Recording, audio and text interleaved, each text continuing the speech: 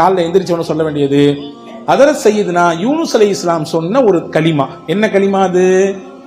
சொல்லதானே நீங்க இருக்கிறீங்க, நீங்க சொல்லிதாங்க என்று நீங்க கேட்கறது புரியுது. லா இலாஹ இல்லா அன்த சுபஹானக இன்னி குன்து மினல் ஸாலிமீன். இது ஒரே ஒரு தடவை காலை ஓதினால் என்ன கிடைக்கும்? இன்னைக்கு உச்சகட்டமான நோயாக இருக்கக்கூடிய எல்லாத்துக்கும் இருக்கு, சின்ன பிள்ளையில இருந்து வயசான பெரியவங்களே இருக்குது. என்ன?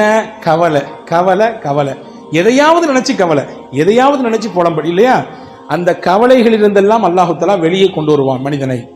ஹஜ்ரத் யூனுஸ் அலைஹிஸ்ஸலாமுக்கும் கவலை இருந்தது. அல்லாஹ் குர்ஆனிலே சொல்கிறான், வகதாலிக நுஞ்சில் முஃமினீன்.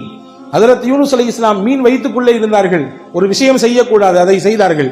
அல்லாஹ் ஒரு சின்ன மாற்றத்தை கொடுக்க நினைத்தான், மீன் வயிற்றுக்குள்ளே வைத்தான். 40 நாட்கள் இருந்தார்கள்.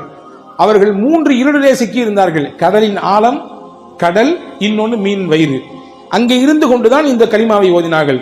அல்லாஹ் சொல்லுகிறான், இந்த கலிமாவை மட்டும் யூனுஸ் ஓதாமல் இருந்திருந்தால் அவர் அதே மீன் வயிற்றுக்குள்ளே கியாமத் வரை இருந்து போயிருப்பார், மறுமை வரை அந்த மீனுக்குள்ளேயே இருந்து போயிருப்பார் என்று அல் குர்ஆனிலே சூரா சாஃபாத்திலே அல்லாஹ் சொல்கிறான். இப்ப என்ன சொல்ல வரேன்னா, அல்லாஹ் சொல்றான், ஃபனஜ்ஜைனாஹு மினல் கம்.